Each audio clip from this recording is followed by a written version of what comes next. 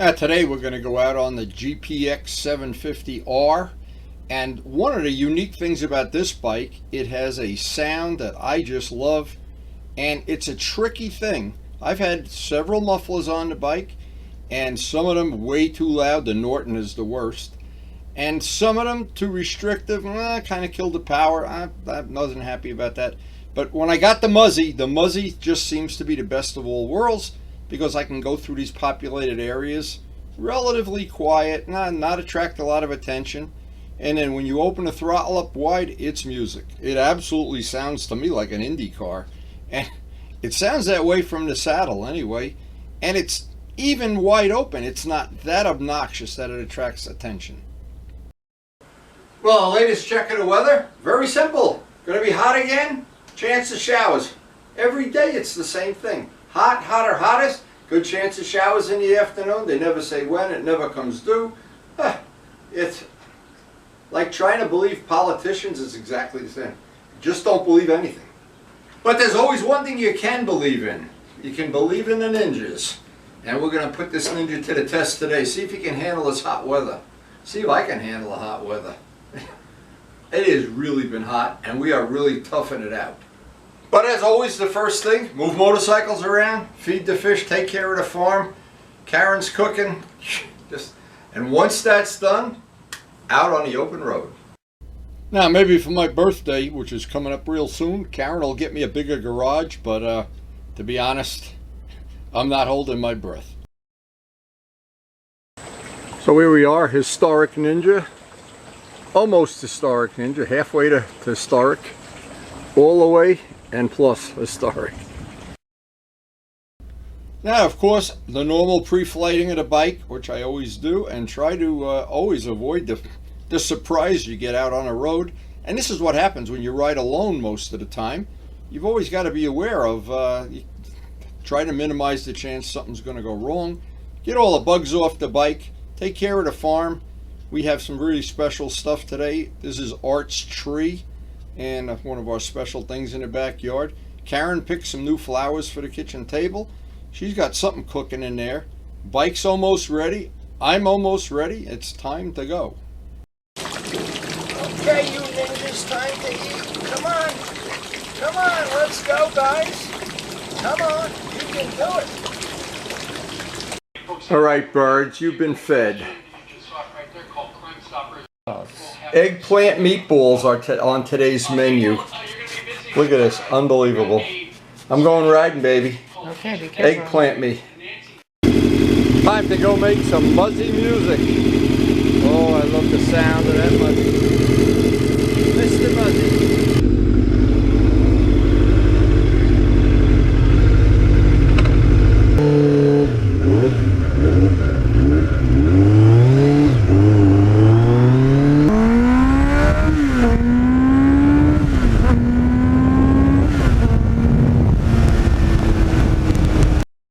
Now, I know some people who buy some top-end sport bikes, super top-end sport bikes, and they don't ride them long, and they got to change the muffler that doesn't sound like what they want. They're not happy with it, and they wind up spending a lot of money. This was just a great combination, and for this bike, I just love that sound when you go through the gears.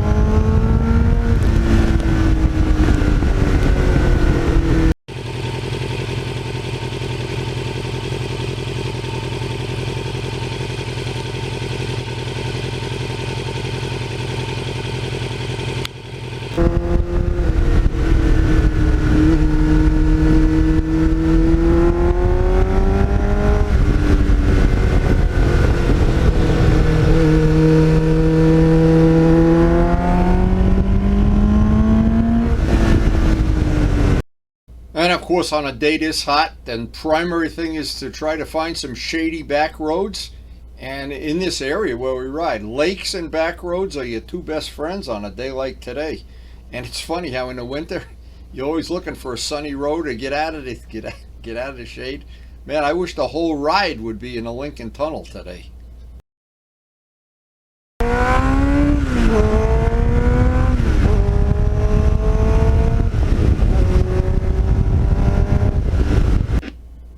Now, even though this bike doesn't have a quick shifter, you just can't help yourself. Anytime the road's open in front of you, you just got to go through the gears. And if you don't do that, what's the point of riding? I don't know. I don't like traffic lights. I don't like traffic. I don't like to see other cars in my field of vision, front or back. I like to be on the road alone.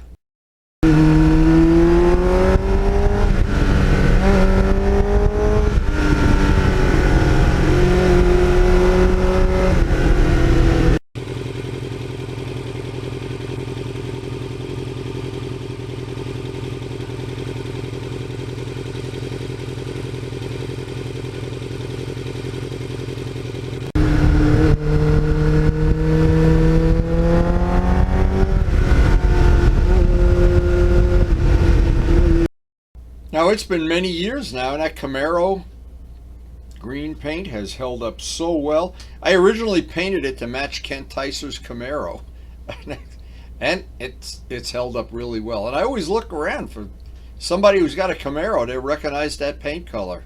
It's a nice color.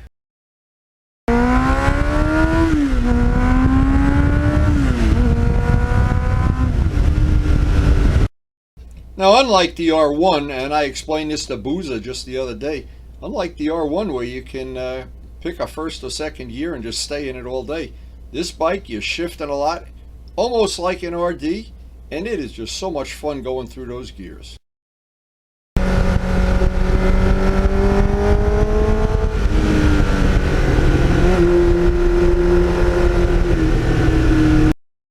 Now, when you ride the same bike every day or often, yeah, it gets to be where there may be a little advantage. You get used to it and you get comfortable with it and everything. But I love to have a different bike almost every day. It just keeps me guessing, where is that brake pedal?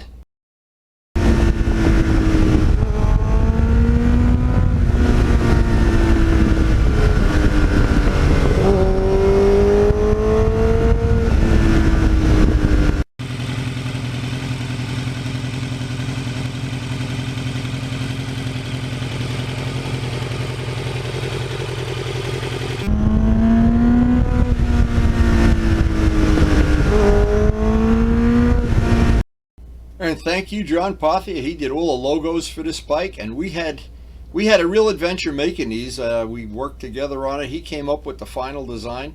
It's a unique logo, and I like it a lot. And when we made them, we made so many spares that thinking maybe we were going to have problems, and they went on pretty nice the first time.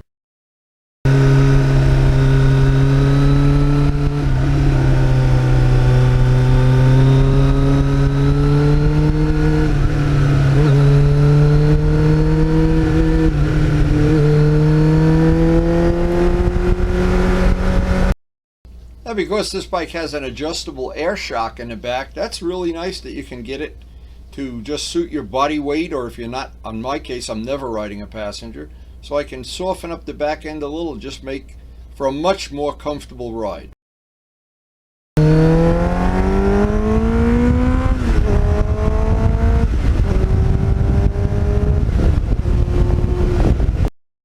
Now, other people that have ridden this bike, the first comment they always make is, boy, it takes the gas nice. It really is just nice taking the gas. And they always mention how nice and soft the suspension is. It's got a real comfortable suspension.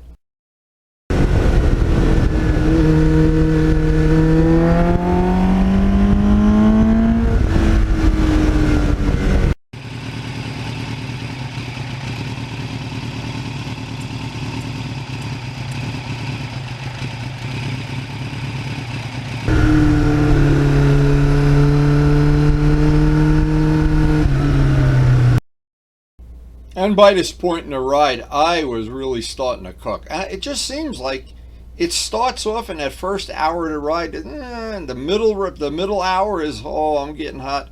And then there's the last hour of the ride, you could die.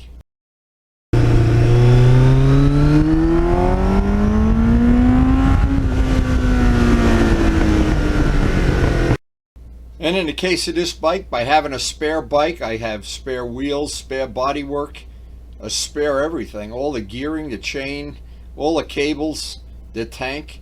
And it may be at some future time I'll make this into an evil twin, make it red or yellow or something. I don't know yet.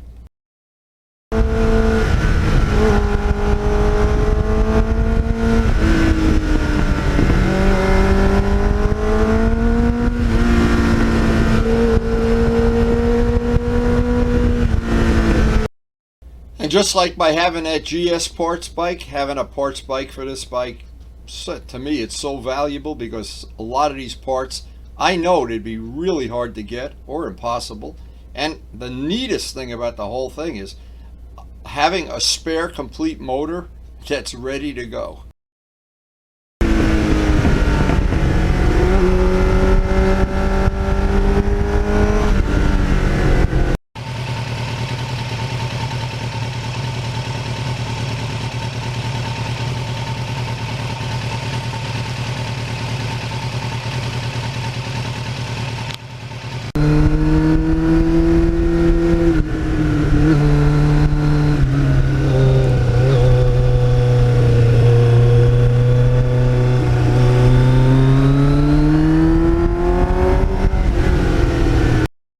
And if you never need the spare parts or the spare motor, or in my case the bodywork, having that extra bodywork just in case you ever want to make an evil twin. And that thought has crossed my mind many times. There's a lot of really nice paint jobs you can do on this with a bike with this styling. I can picture a lot of them, and to be honest, I've already done sketches.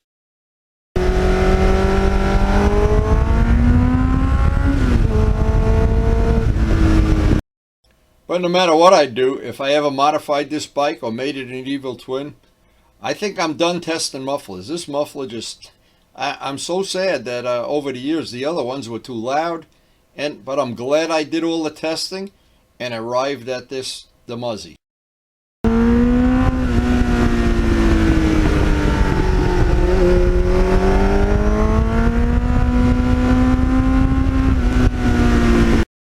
And I've had both Bridgestones and Dunlops on this bike, and I always keep going back to the Pirelli, the Sport Demons. They seem, especially when you have a bike, this bike has a 16-inch front wheel, and it's getting difficult to get those tires.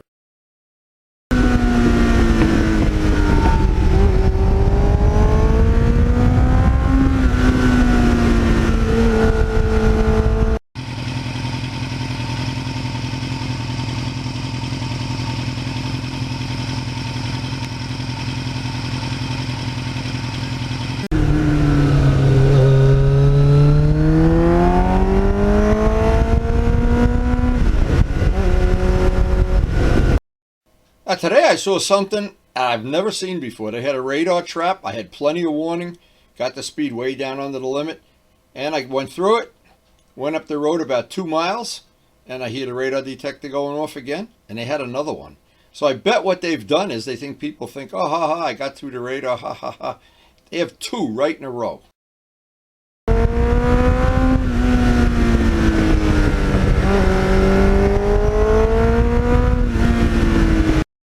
That's why I can never thank Mr. Valentine enough, and all my friends that do have Jose, and when Vince was riding had it, and just, they save your bacon, and you never know when or how it's coming, and then you get caught, and it's a problem.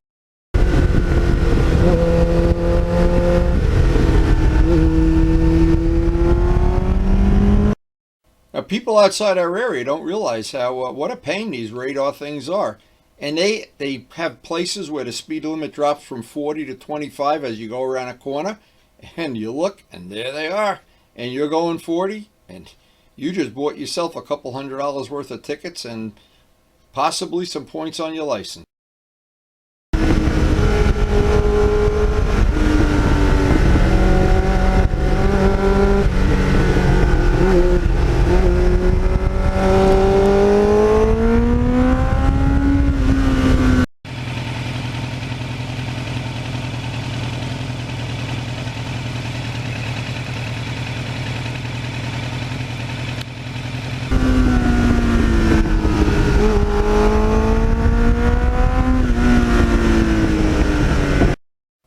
Now I know Ray had one of these bikes, maybe not the exact year, but similar bike. And I've spoken to many people that come up to me after they see the bike, say, "Oh, I had one of these. Oh, I sold it. Oh, I'm sorry I sold it. I really look back at it was a great bike." And they're right.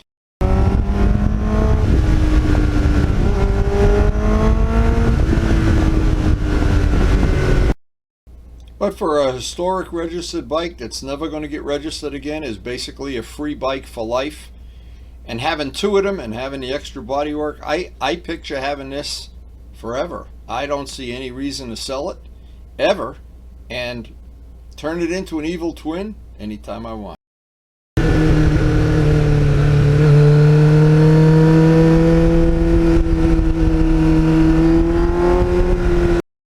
And the last time I had spoken to my good friend Ken Tyser from the World of Modeling, he had his Camaro modified and went to one of the meets where they timed the top speed, and he finally got it to go over 150 miles an hour at one of these closed circuit meets at an airport. Congratulations, Kent.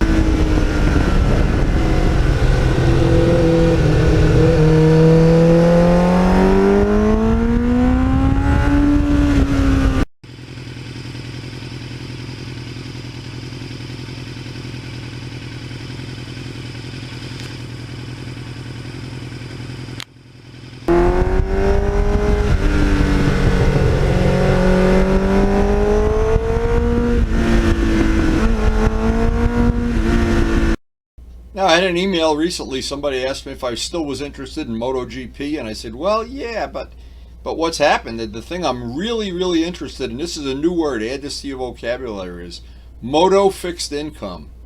Moto fixed income. That's it.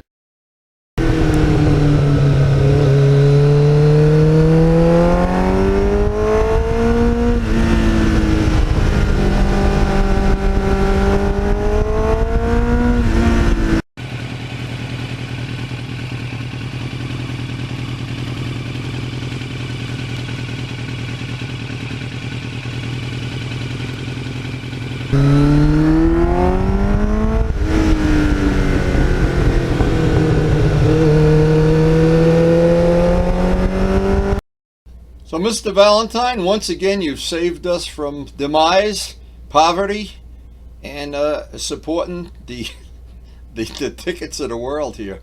Oh my God, if I think of how much money I've saved by having that radar detector, that is the best investment.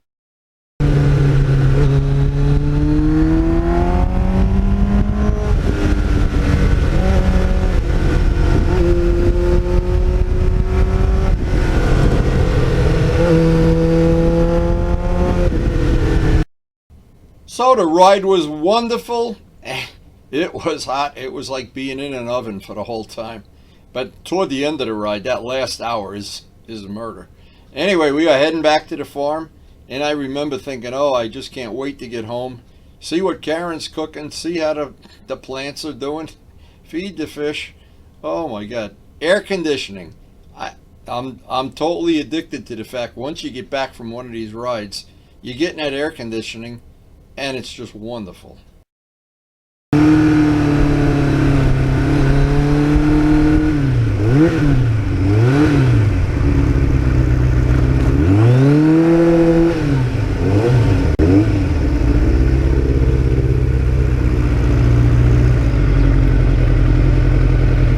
You're still cooking?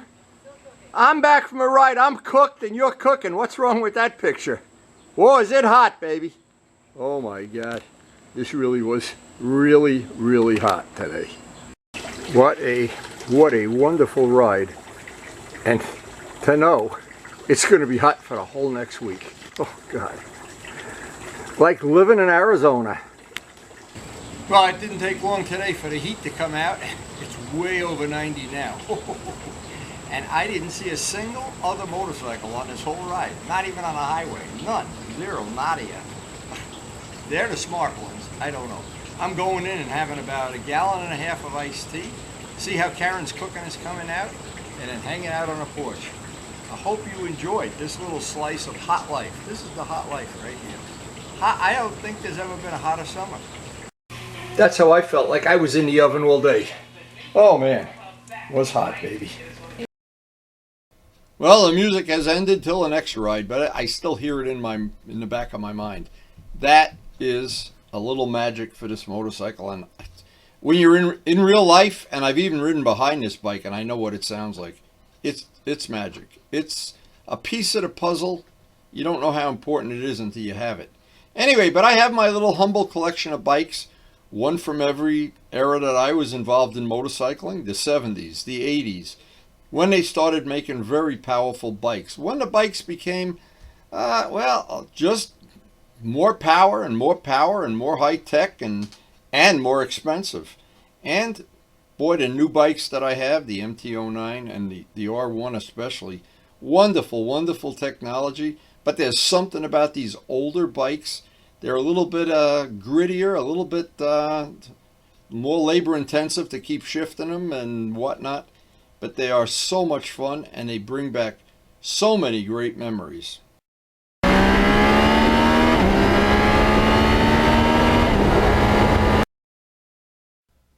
So if you enjoyed the video, I hope you share it with your friends. And of course, I hope, most of all, that we'll see you tomorrow. And thanks again for watching.